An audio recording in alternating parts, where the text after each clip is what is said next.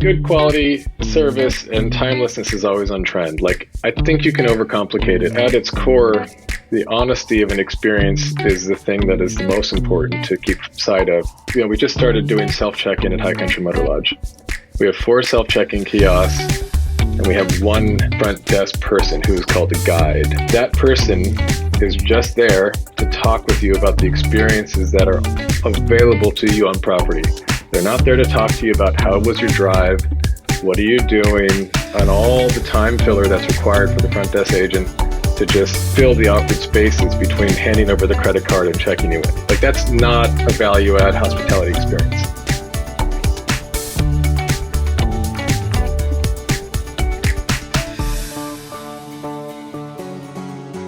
So, John Grossman here with you.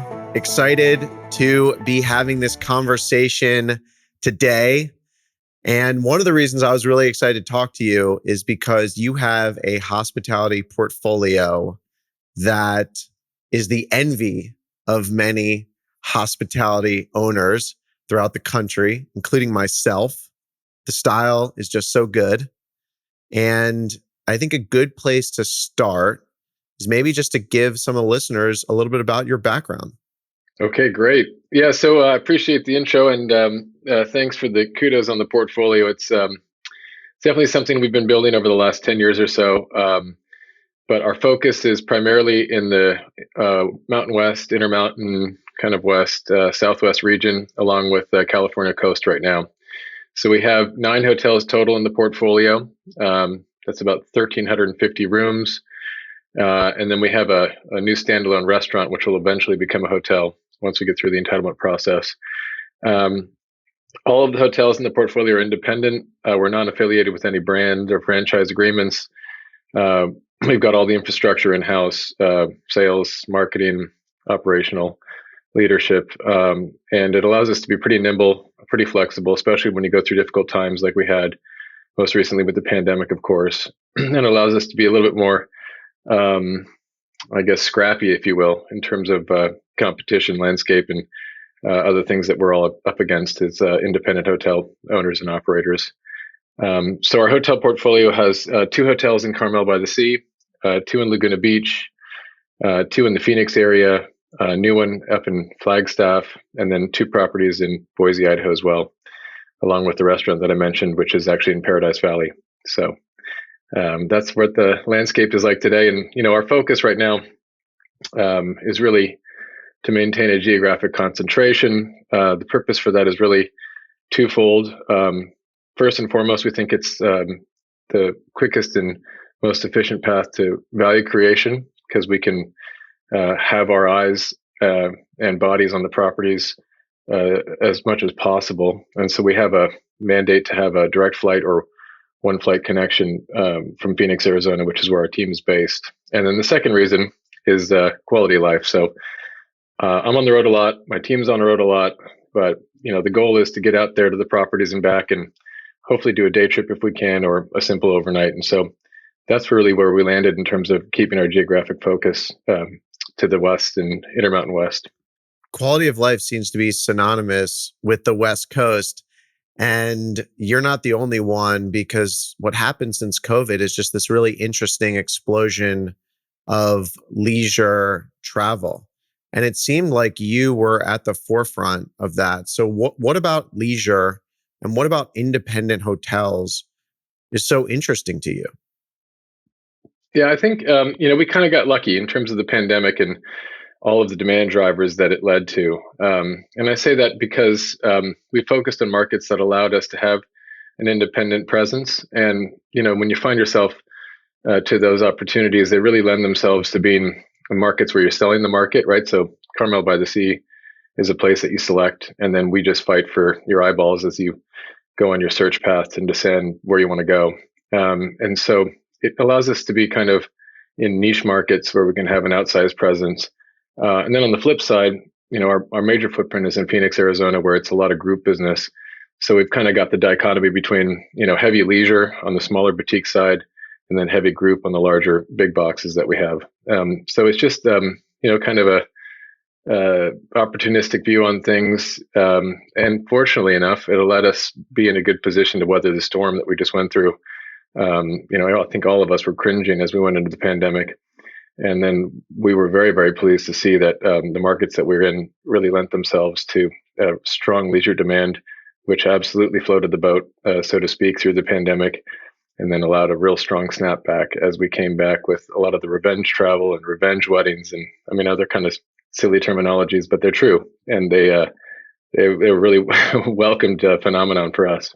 So how did you avoid in your history of your company the franchising model? And how did you have the confidence to just do it yourself on the independent side? Because a lot of people are nervous about it. They're saying, well, I'm not going to be able to get financing, or I'm not going to be able to get the eyeballs.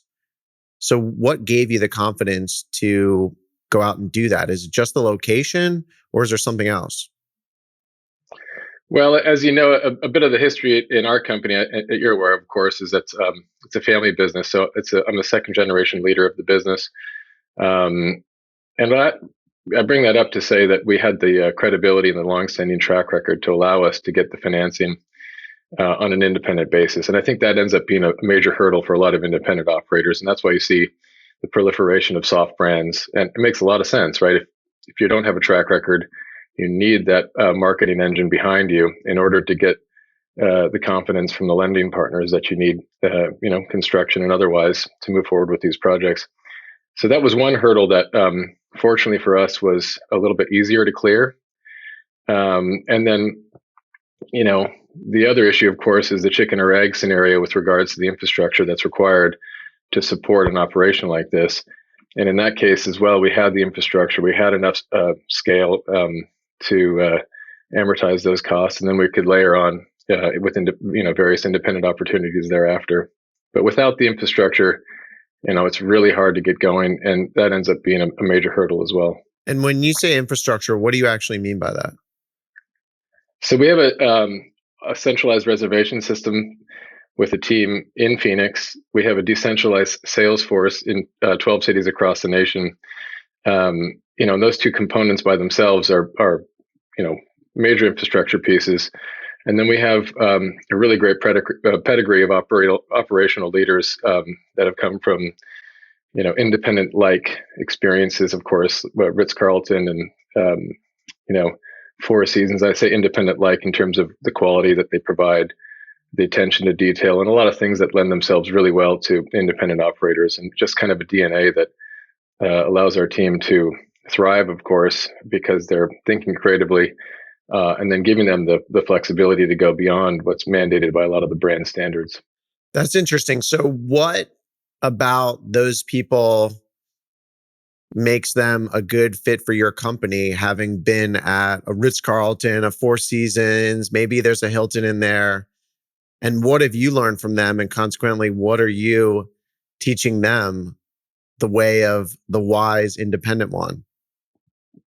Well, it's interesting. I think it's actually kind of a pull scenario for them, right? I think they were entrepreneurs in spirit, and they came up through a pedigree where they, an institutional framework that allowed them to understand the business and understand the attention to detail that's required to provide great service. But they weren't satisfied, I don't think, in the roles that they were in. And so you kind of get this certain percentage of folks that want to be more, I don't want to say more creative, because these other companies are incredibly creative, but a bit more aggressive, a little bit more tenacious, a little bit more eager to kind of bite off problems themselves and solve them independently. And we open the door for them. They walk right through it, and the folks that have stayed with us really thrive in that environment. And again, because the pandemic's so fresh in mind, it allowed us to be incredibly nimble and overcome tremendous adversity, because they were positioned to have that perspective and outlook and kind of tenacious spirit. And it's just part of the DNA that they have. And then, of course, it propagates itself within the organization. Their internal idea sharing, problem solving, problem making, and overcoming is just sort of this, refreshing exciting framework for them to thrive within. You mentioned location a couple times. I always stress to my team that it's not always that complicated. It's location, location, location. Do you have almost like a filter or a criteria that you look for when you're investing? I know you said you want to be in the Intermountain West or the West Coast, but once you get there on the map, what are you looking for? Yeah, it's interesting. I think we've found ourselves kind of having three silos of business at the moment, and we're open to more. But on the ultra kind of high barrier to entry, leisure focused markets, you have places in California like Carmel by the Sea, which actually has a hotel moratorium. So there's already a built-in barrier to entry. And then you have Laguna Beach, which has a de facto moratorium on rooms vis-a-vis the California Coastal Commission and the entitlement process. It's incredibly difficult.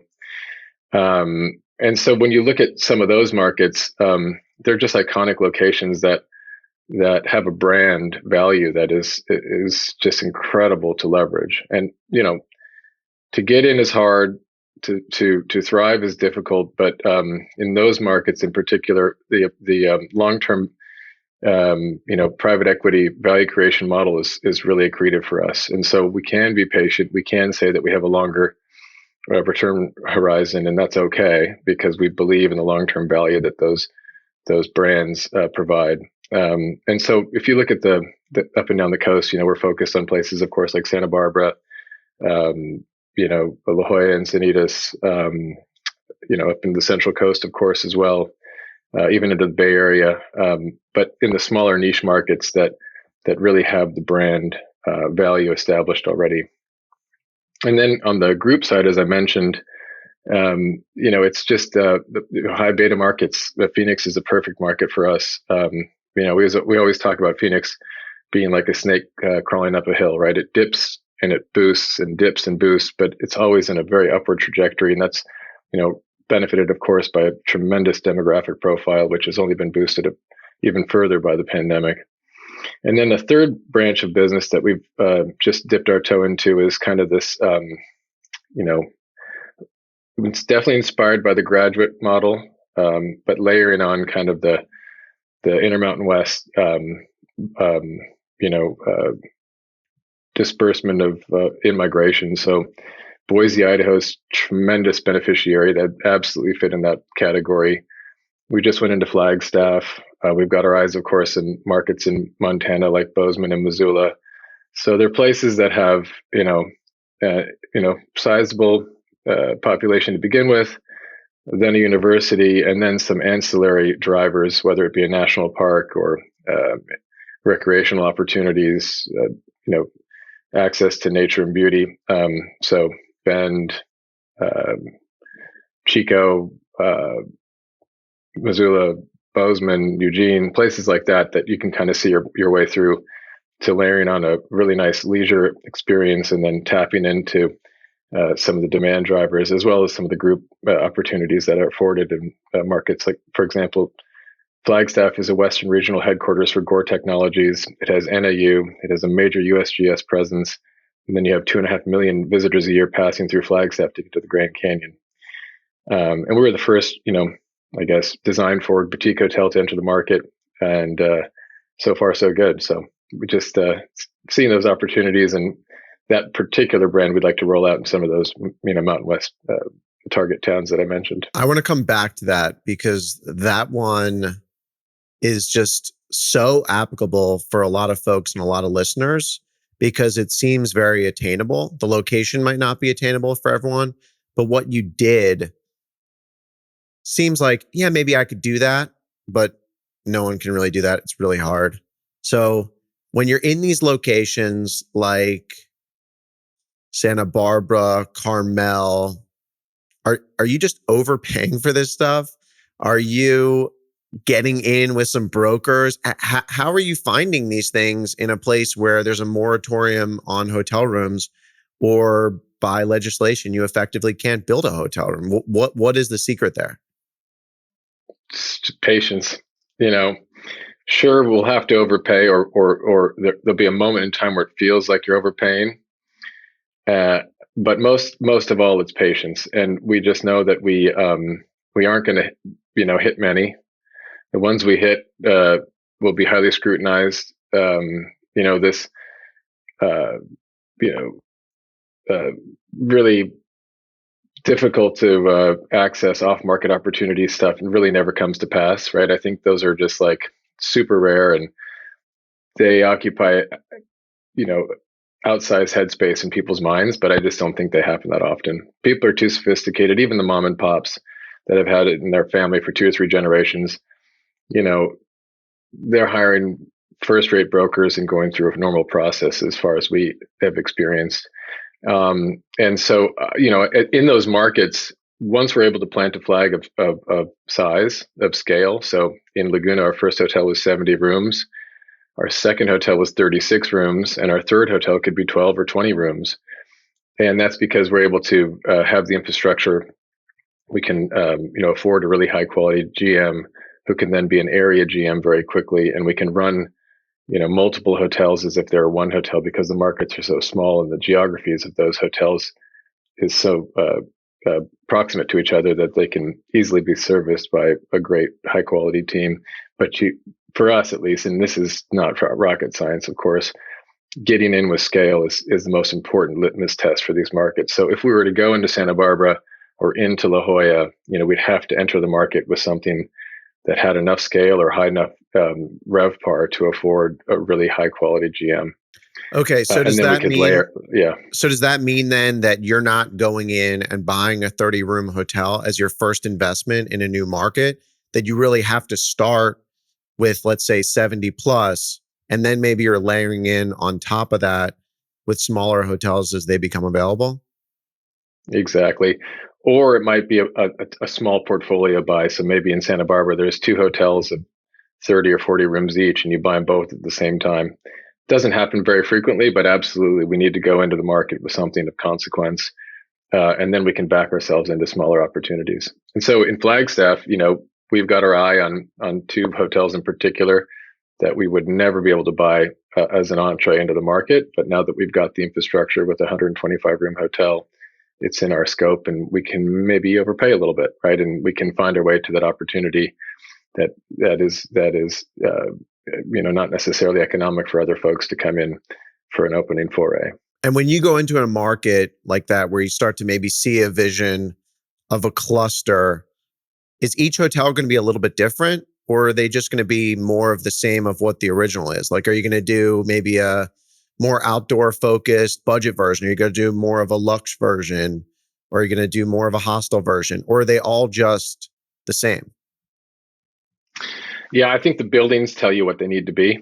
And so in Flagstaff, for example, we have this 1962 Howard Johnson, which is very much lending itself to this idea of the High Country Motor Lodge, which is the brand that we created. And if we find other buildings like that, then we can apply that brand. Now, in Flagstaff, again, there's a couple of hotel opportunities. One would be a true kind of small scale mom and pop motor lodge, which we could layer on some nice design and make it feel really bespoke and intimate. And the other one's kind of an older, smaller room typology building, which might have a combination of some hostel-like rooms and some more traditional hotel rooms. And, I think that market itself is relatively low rated. So there's not going to be a huge spread in the opportunity to kind of slice the profile of those experiences. But they'll be different enough, and we'll kind of lean into the building in ways that feel really, appropriate and germane to kind of the sense of what we think should be there. I think that's, as a general comment, one of our company mantras is "Don't fight the building." And so what we mean by that is look at the bones, understand the bones. If it's the right opportunity, then lean into what's there. As opposed to being additive, we try to peel everything back to what we believe the essence of that experience should have been or always wanted to be. So we talk about not fighting the building, and then we talk about the concept of telling a lie that tells the truth. And so what I mean by that is what is the true essence of this experience, and how is it that we can build a white lie around it to lead you to feel a certain way about what you think might have always been there, but that has newly arrived vis-a-vis our design overlay and conceptual pillars, but really trying to find what the essence of the place and the space always wanted to be. And that's really where we start with any of our opportunities. All right. So I really want you to break down the underwriting side of your analysis on this Flagstaff deal. How do you have conviction to do a deal like this in a new market? Break it down. Yeah. So this, as I mentioned earlier, the Flagstaff market is a relatively low-rated market, but a very high occupancy market, and that's to do with the demand drivers that we mentioned: Grand Canyon, NAU, Gore Technologies. Good old-fashioned road tripping has always been strong on Route 66, of course, as well. And in this case, the hotel that we unearthed had great physical attributes, large footprint, lots of open space to utilize and reconceptualize. But at the end of the day, I mean, it was nearly falling down.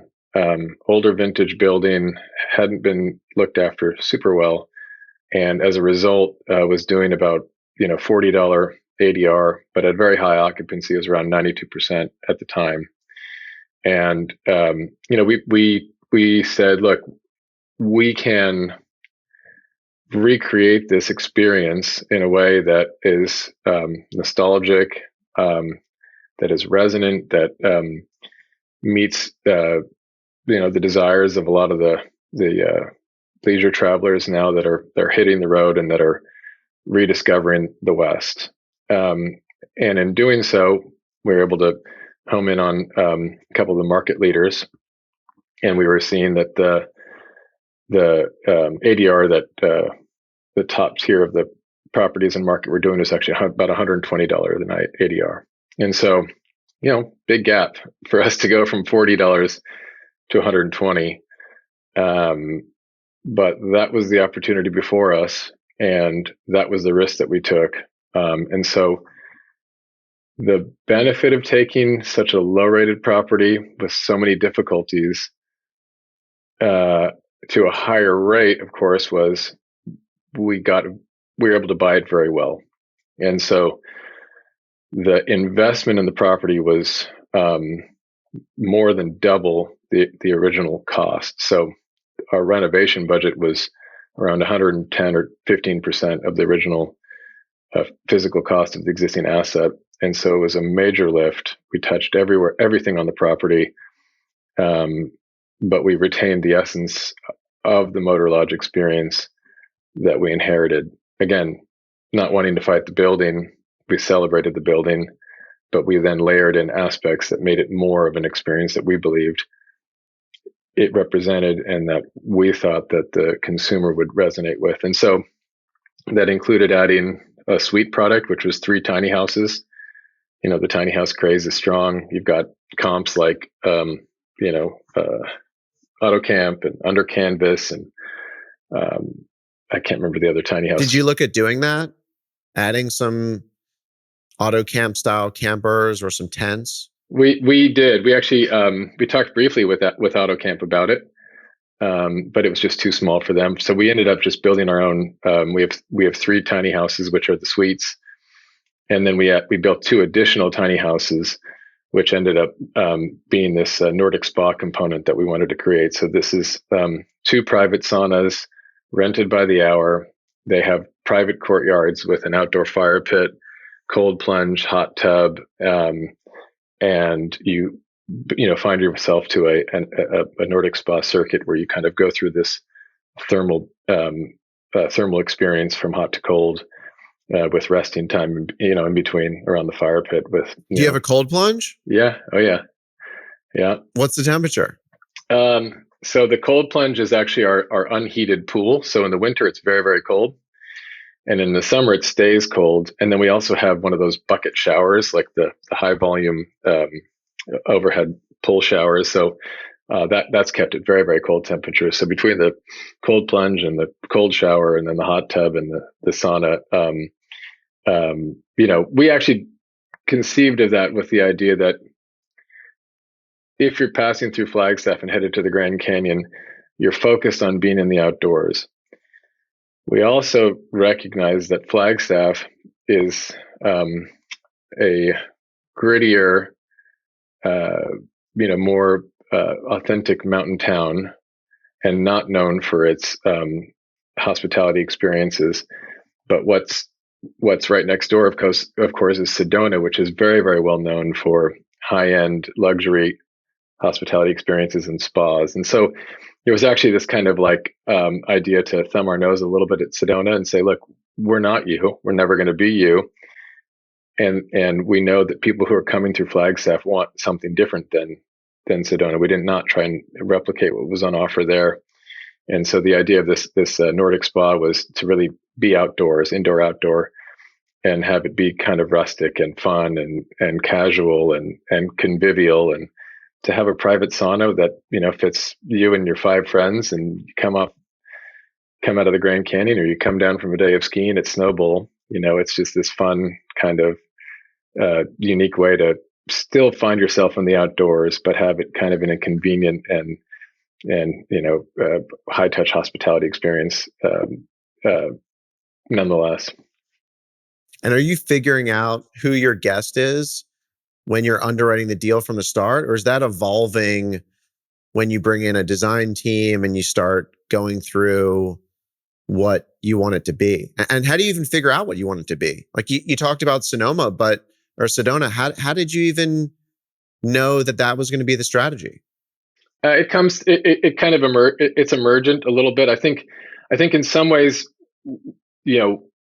we understand enough of the demographic profile of who is already coming there, and then we're taking some risks to say we want to tell you who we want to self-select in new visitors to come and visit us that in some cases may not have found the opportunity to even stay in Flagstaff. So, for example, with Snowbowl, that's the nearest ski resort to Phoenix, Arizona, which now has about 5 million people in the metro area. That's a 2-hour drive. And people were typically doing day trips or staying in some of the hotels in Flagstaff. But if we just get a small percentage of people who now see us as an opportunity, as a great place to stay to support their ski trip that weekend, I mean, it doesn't take much to fill up 120 rooms when the ski hill's getting, I don't know how many thousand visitors a day on a weekend. And we really wanted to, provide a different experience, something that didn't exist in market. So on the one hand, it was a risk. On the other hand, it felt like low-hanging fruit. And then as we layered in kind of the design concept, things like the tiny houses emerged as a way to have a suite product, like a higher cost, higher touch experience. And then the Nordic spa came thereafter, which was to say, this is kind of a marketing opportunity to have something that's really easy to understand, unique, not necessarily common experience that you can find in other places, but that makes a lot of sense for this particular hotel in this particular location. And that's a lot of what we do. The joy, of course, of doing a different concept or a different design experience in every hotel allows us to lean into the various aspects of what we believe should be on offer and what that folks want to experience. And it also makes it more difficult and costly and time consuming and all the things that we have to kind of slightly reinvent the wheel every time. But I think in the long run, it's where we have the greatest pathway towards true value creation, and these kind of unique bespoke experiences resonate. And on a deal like this, who's designing it for you? Do you have an in-house team? Are you working with outside designers? We don't have any in-house team, and I always work. I mean, my job, one of my favorite aspects of my job, and you and I have talked about this, is kind of understanding the design landscape, at the top of the design pinnacle, it's a very small ecosystem, right? There's a lot of designers, a lot of great designers, but it's pretty rarefied air near the top. And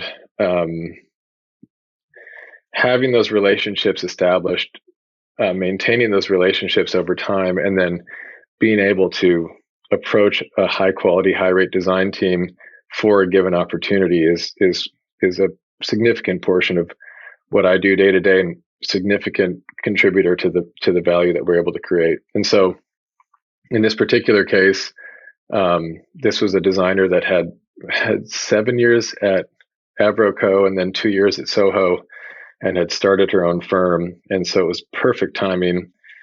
This was her first hotel project on her own, and one where I knew she was going to pour her heart and soul into it. And she also was from the mountains. She grew up in Park City, so she understood what it meant to be in a mountain town. So it was just kind of a great confluence of factors that led us to working with her. And she absolutely knocked it out of the park, and was the right moment in time for us to work together on this particular opportunity. And I think I'm getting it, because we've talked about this, right? And there's so many good designers, but those good designers have gotten so expensive. And I was wondering, on a small project like this, how you justify that expense, how you work it into the overall budget.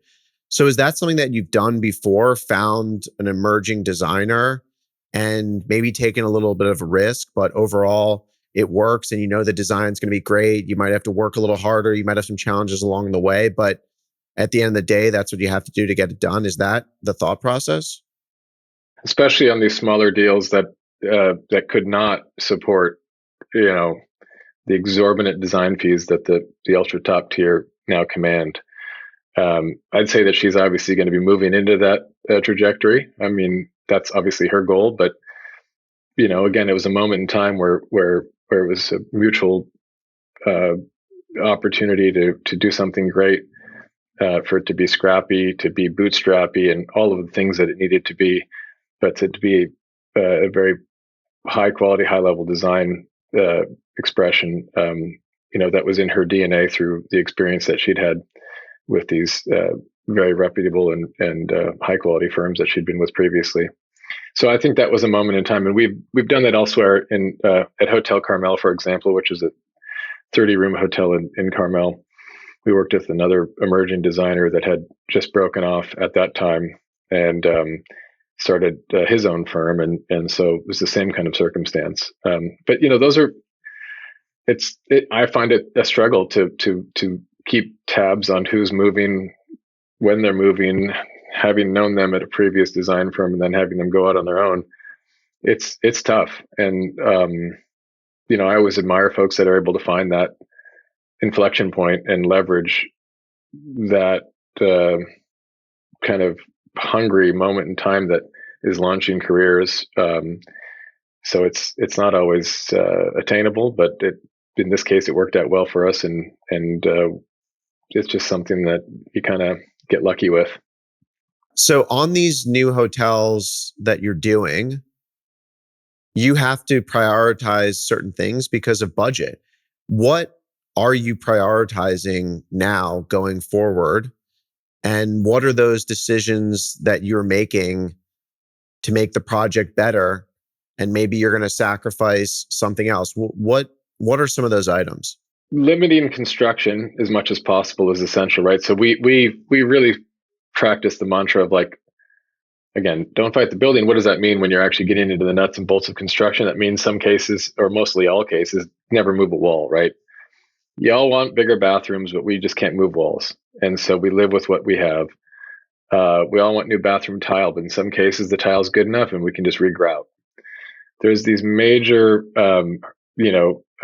cost hurdles that sometimes seem essential, but you have to, I think, squint your eyes and realize that the thing you hated most, or the thing that was most difficult about leaving alone, can be less of an eyesore once everything else is done. And you have to trust that your audience, your guest, will either understand and appreciate the fact that you left it alone, or other aspects of the project that will be nice enough or beautiful enough that it allows the tapestry to elicit an experience that is acceptable and enjoyable and beautiful in a way that, again, the constraints, a lot of these constraints too, we talk about being benevolent constraints, benevolent obstacles. And if you look at them that way, then it makes it a little bit easier to move past these things that you think are just abhorrent and unacceptable. I will say, I do admire, I just went and checked out the new Pally House in West Hollywood. And I do admire the work that Avi Brosh does. I believe he does that as well as anyone I've seen. And in the last few projects of his that I've toured, he has left alone the bathroom tile, and he's added other design elements within the bathroom that help subsume the tile itself. Well, at the Pally House West Hollywood, he actually did something I've never seen before, which I plan to appropriate when it's the right time to do so. But he put up actually a residential curtain on the shower glass door that was kind of tied back with a bow, and that could actually be slid across. It was on a traditional curtain track, and what that did was just take your eye to the curtain and this kind of beautiful gathered curtain, and obscured, the first look that you have in the bathroom at this kind of older bathroom tile, and it just made it kind of fade into the background. And then he also put in some really interesting kind of traditional richwood looking kind of beadboard around the whole bathroom wall itself. And so those two elements, which are relatively low cost, I mean, certainly a fraction of the cost of redoing the bathroom tile, made it so that the overall bathroom experience was totally acceptable and beautiful. And I thought that was a very clever use of design dollars, as opposed to what I would do, and many of us would do, is look at the bathroom tile and say, we can't live with this, we got to rip it out. And that can be $10,000-$15,000 a room right now, maybe more. I mean, it's just ridiculously how expensive that could be. It is so ridiculous how costs are right now, and it's these little ideas that really bring to mind some of these geniuses in the boutique and lifestyle hospitality space. Talking Barry Sternlicht, Avi Brosh that you mentioned, Andre Balash, Schrager. What separates these folks, the geniuses, from those that are very good? Well, other than shower curtains. If I knew that, you'd put my name with that list of people. But you can identify it. So what are you seeing in these hotels that they're getting right? Yeah, it's a great question, and I think there's just there's certain people that have this tremendous capacity for right brain, left brain expression, right? And I think Barry Sternlicht would be a great example of a right brain, left brain guy who has it all. He has design sense, he has a business sense, and he's got the aggressive nature within him to action on a tremendous scale and just really remarkable kind of market leading ideas. And so I just think it boils down to these special folks that have the ability to tune into the business imperatives and the design imperatives that come together in a concoction that is a force multiplier for value creation of these deals. I also think that there's a lot of smart things that they do, right? I mean, the Avi Brosh example, of course, saved a lot of money. I remember going to the Public Hotel in Chicago. I think that was the first public hotel, which is no longer. But I went into the rooms there, and the common areas to begin with are so beautiful. It was such a beautiful kind of Schrager-esque job, and the restaurant, everything about it was just such a wow. And it was so overwhelmingly beautiful that by the time you got to your room, the residual effect of that first impression allowed allowed you to forgive the limited scope of work that they did in the guest rooms. And he basically painted the whole room white. He left everything alone, had very, very limited for FF&E, and like these tiny little pictures that were just bizarrely small, but something about the way that they were allowed to breathe on the walls kind of made them appear bigger and more impactful than they were. And it was just these tiny little touches that made the rooms, made you feel like these rooms are just fine. Like, I feel fine in this place. I feel good in this place. It's elegant, it's clean, it's simple. But it was, stark comparison to the common areas and the overwhelming kind of impressive nature of the arrival experience. And so I think, understanding where to be restrained, where to overwhelm is a really, interesting and difficult to put your finger on, value creation technique that these titans of the business are able to understand and lean into. So are you prioritizing in a lot of your properties, the public spaces over certain guest room decisions because in the guest room, the costs just multiply out? Or do you not necessarily think that way? No, absolutely. I think it depends on the rates that are achievable. But for example, at High Country Motor Lodge, we had to be very, very, very restrained in the guest rooms, and we leaned much more into the common areas. And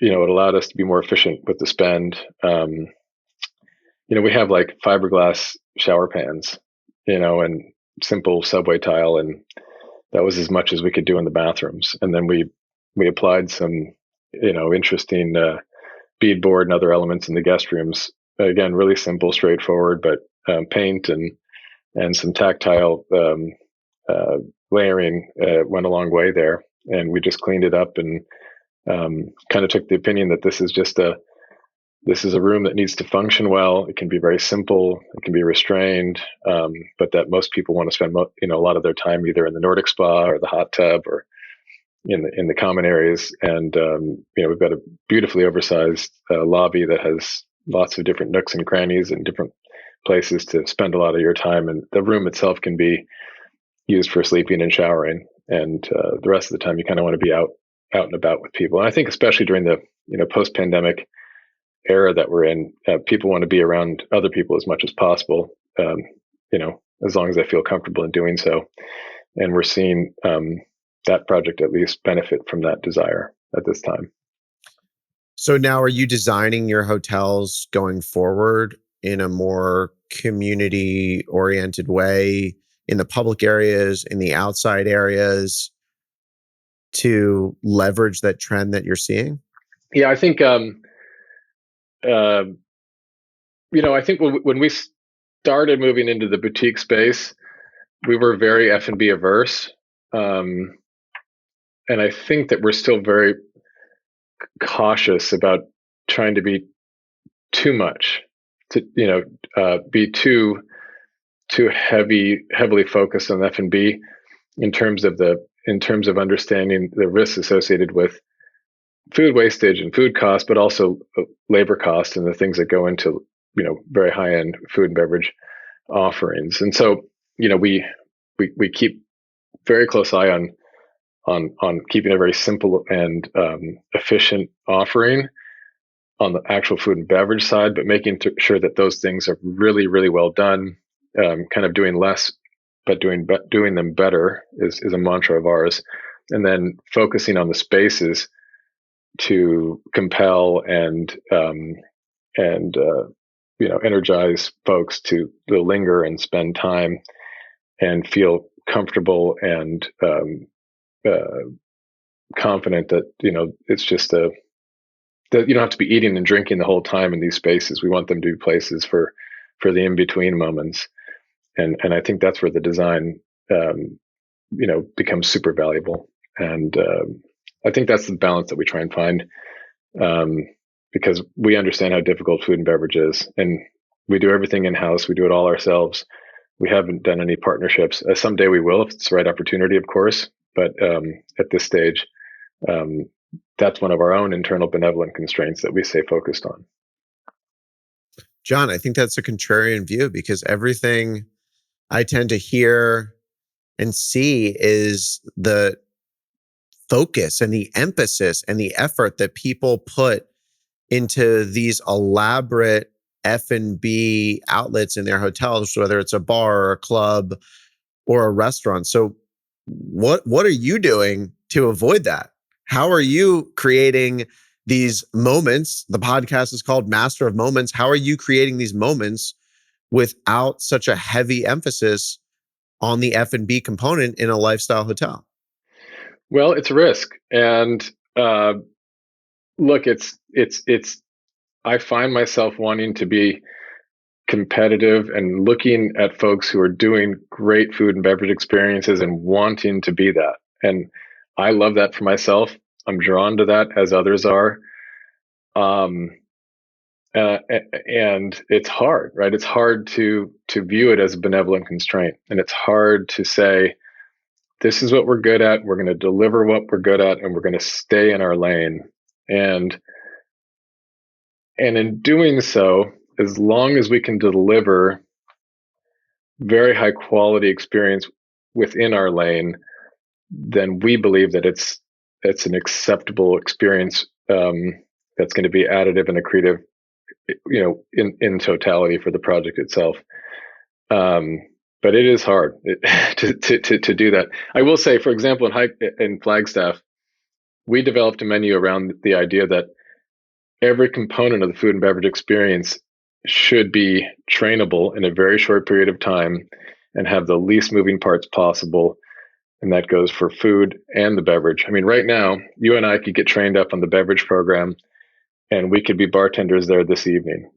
And we could do a great job because we have tapped cocktails. We have specialty cocktails that have, 3 ingredients or less. We have a very limited selection of specialty cocktails that totally resonate with the experience. We've got a bunch of Boilermakers, which are obviously just a shot in a beer, but they're conceived of in a way that supports the overall experience and really makes a lot of sense.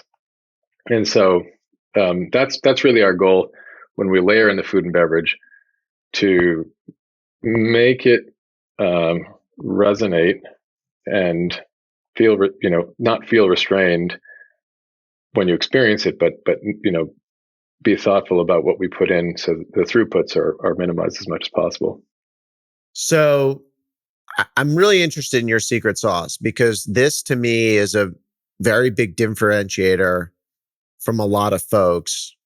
And I'm curious if there's more. I'm wondering, is there a variable or something that you consider when you're analyzing a new investment that would surprise some of the listeners? I don't necessarily think so. I think to your comment earlier in this discussion with regards to the simplicity of real estate, right? Like, location is the most important thing. We all know that. So if you take location as kind of a key pillar of our litmus test, that is where we start and stop our opportunities, and then we just really focus on remaining as simple as possible through the process. And simplicity is very, very difficult to do. We spend a tremendous amount of time trying to figure out how we can deliver on the simplest experience possible. But keeping that focus in mind is what really leads us to, I think, these outcomes that are valuable, that are creative, that are sustainable. And because we have such a long-term investment horizon, it has to be sustainable. These are not,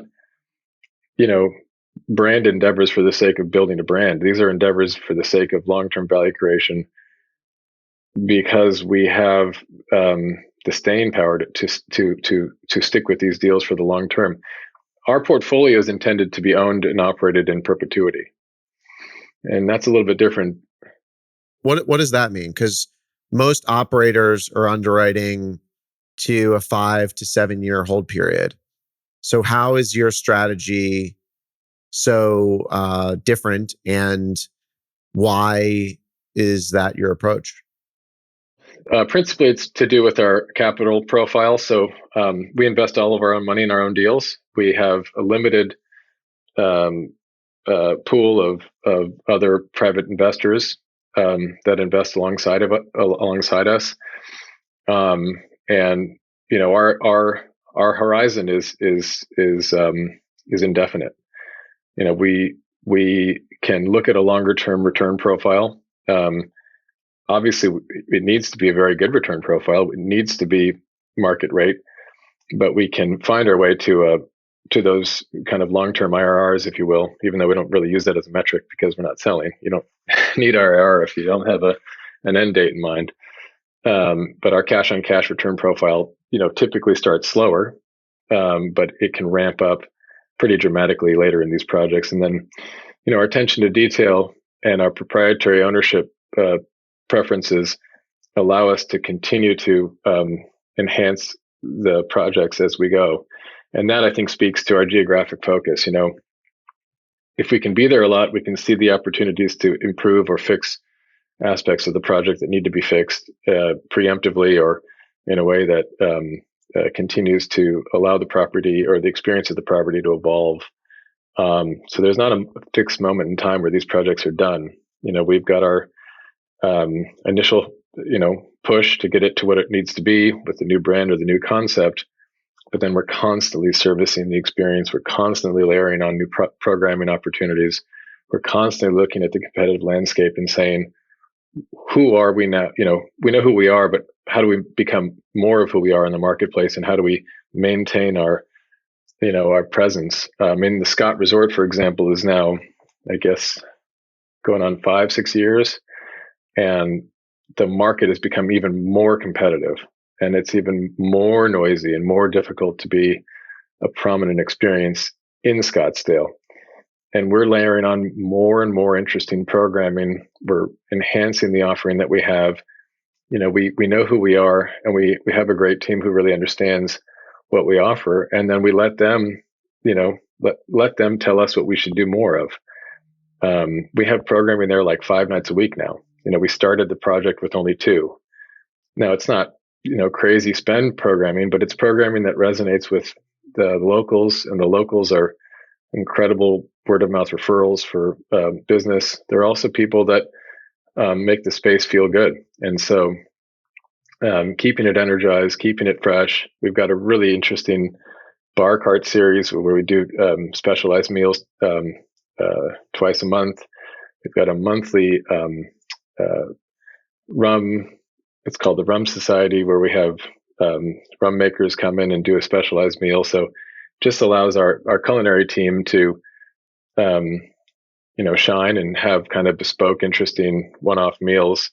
And then it allows them to keep focused on what we do really well, which is our standard menu. So it's by keeping ourselves and our team energized and excited about the experience at the property, it leads us to the ability to communicate that to our guests, and that they keep interested and energized about the experiences that are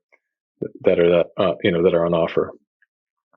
I'm starting to see the magic now, because I think one thing that so many people get wrong is they invest the majority of their capital in the physical, whether it's landscaping, the building, the guest room, the public areas, adding a new restaurant, but then they don't support that manager, or they don't manage it right. They don't invest in the programming. Is being vertically integrated your most sought after competitive advantage, do you think? Could you do this if you weren't managing your own hotels? And that it's our biggest advantage and our biggest liability, because it's such a heavy lift. It is so much work, and it takes so much time and effort. Luckily, it's what we love to do, right?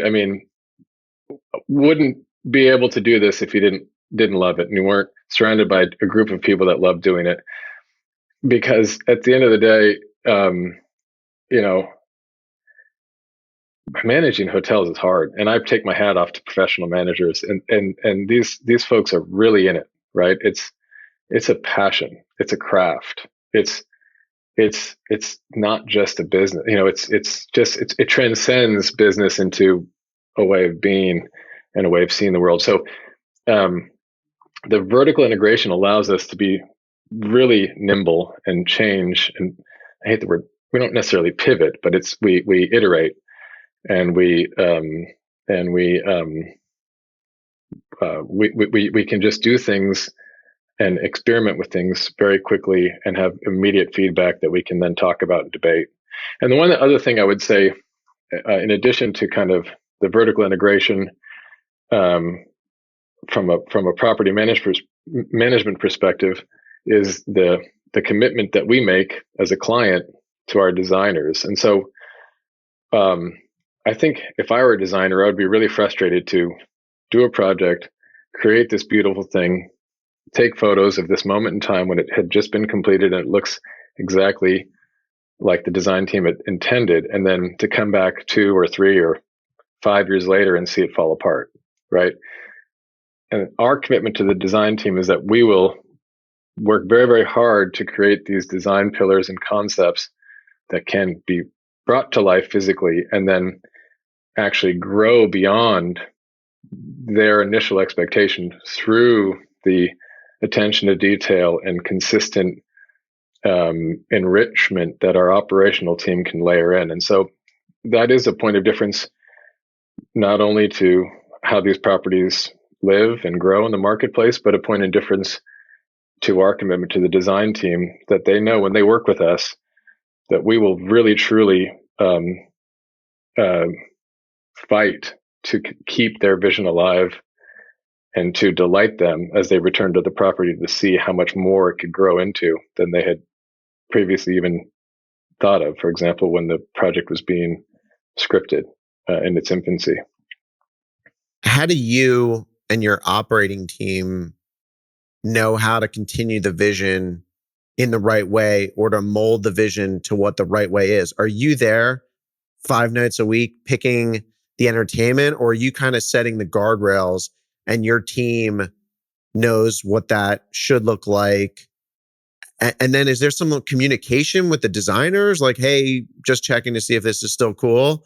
How does that work? All of the above. Yeah, absolutely. So with the design, with these conceptual design teams that we work with, we do establish the brand narrative, like the design concept narrative. And then actually, we internally take that narrative and we transform it into an operational narrative.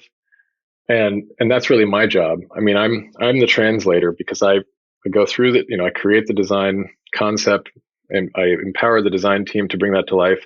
And then I swing back around to then retranslate that design concept into a tangible, actionable brand guide, experiential guide document that is then further disseminated through our HR team. And so my job is to make sure that when we hand off this project and that we ask our team to bring it to life, that they understand the essence of the project, they understand the guardrails, the pillars, and they can reference this visual and written document in a way that allows them to iterate but to do so in a way that nests within the concept. And so that there's communication, obviously. It's a communication problem, right? We need to communicate this brand and this vision in a way that can be easily understood. But you actually have a brand document that you can give to your team. If people turn over, you can give it to them, and that's something you hold them to and you go back to. 100%. And then at the front end of these projects, as we're translating this concept, there's a lot of direct driving that I'm doing. There's a lot of creative collision, as we translate it from a physical space to a living space. And in the first year or so of the project, we're constantly talking about, what does this mean? How are these ideas nesting within this concept? Does this feel true and right? And then there's this transitional period where the GMs, who I'm really debating this with, can, take ownership of the concept, and then they're able to start making their own independent decisions. And I'm in a point now with Scott where this creative team that we have are coming up with these ideas. I didn't come up with the bar cart series. I didn't come up with some of these other programming elements. They're just doing it, and they're informing me and saying, look, this is what we did. This is how it makes sense. This is why it's on brand. This is how the concept is further supported. And I'm just coming back and delighted and saying, like, this is awesome, guys. Like, music makes sense. Food nights make sense. These different things you're doing, these brunches that you're doing make sense. And it allows them to again, be empowered and self-selecting, right? So these GMs are hungry for that. That is awesome. I love it. But you said creative team, but I think it's really your GM, your food and beverage team. Like, you don't have some separate creative operation team that's also at the hotel in addition to the people running the hotel. It's the same team, right? Right. It's the same team. Yeah. So it's the operational team, but they're creative. They're empowered to be a creative partner in this endeavor. So coming out of COVID, everyone is talking about these major trends, these big things that are changing, keyless entry, all this kind of stuff.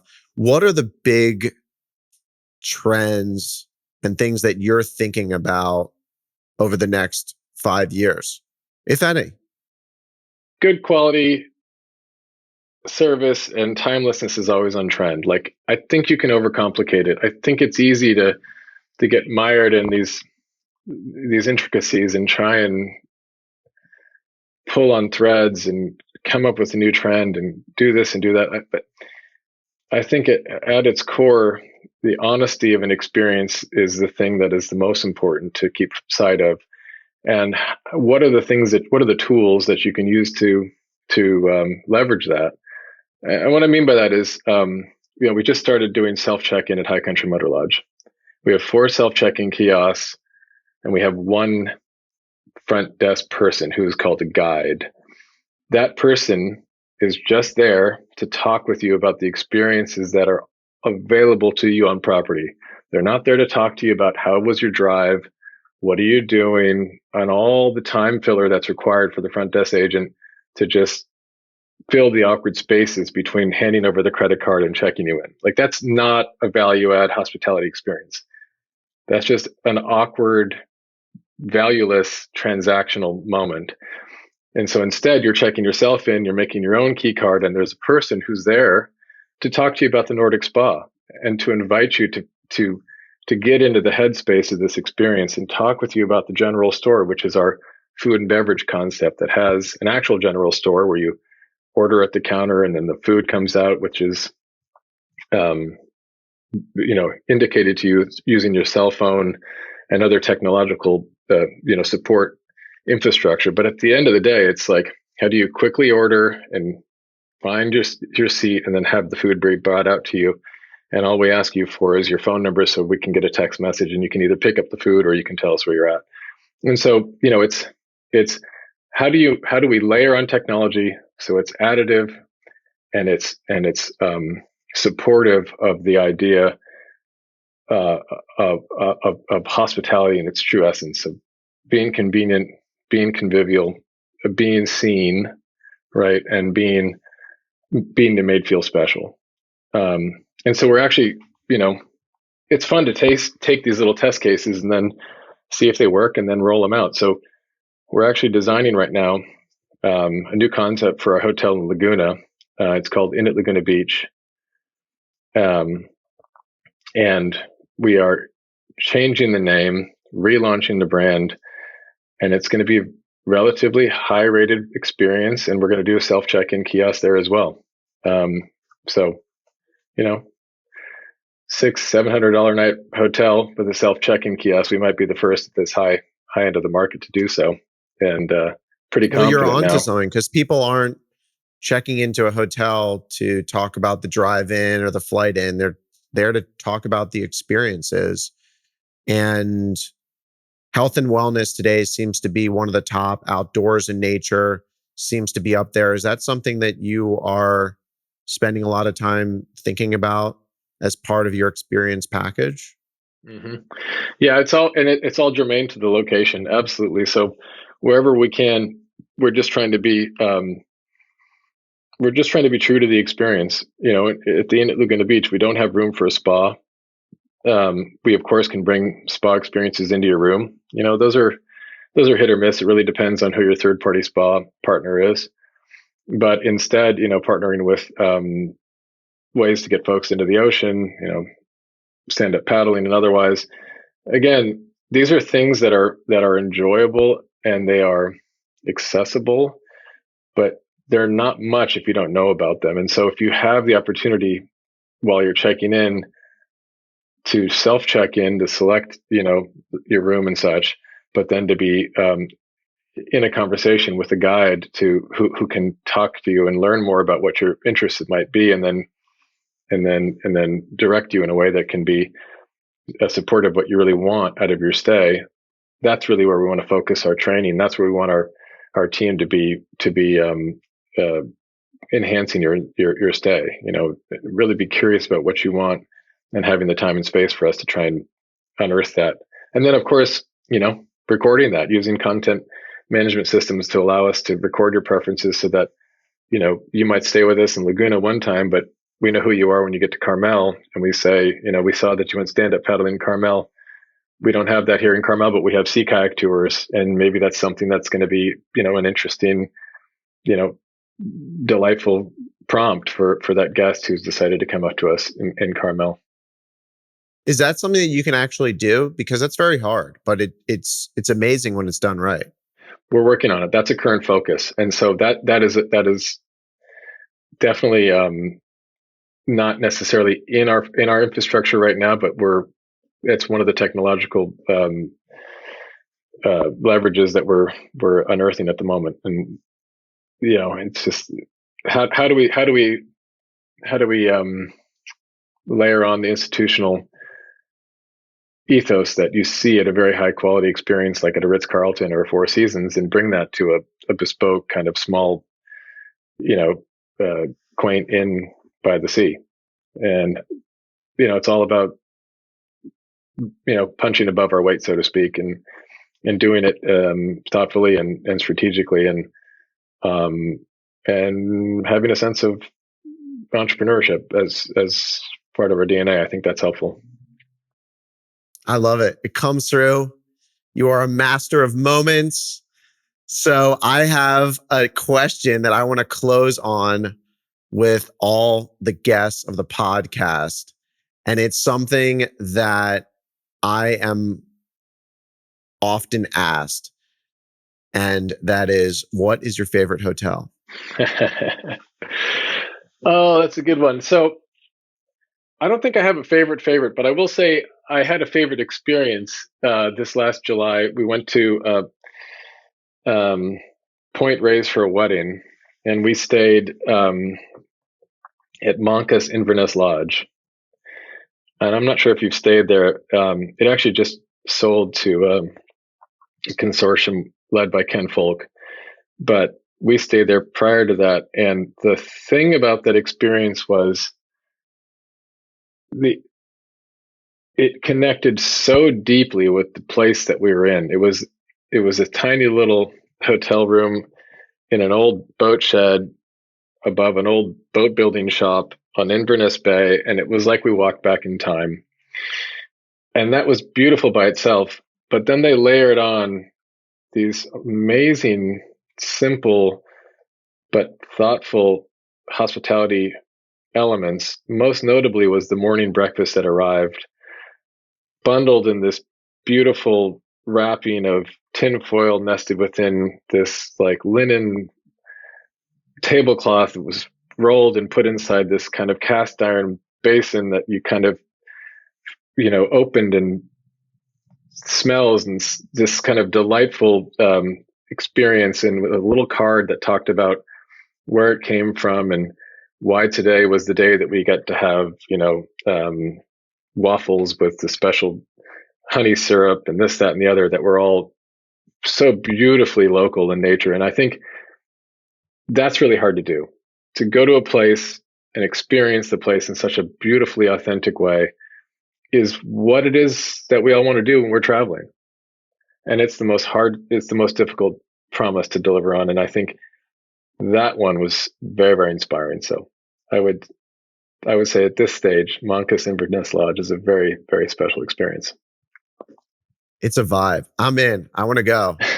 And I think it's exciting that Ken Folk bought it. There's a lot of designers getting into the hospitality space. I wonder if their hotel friends have told them how truly complicated it is. But if it results in more experiences like you just described, let's do it. I'm all for it. We'll go back them.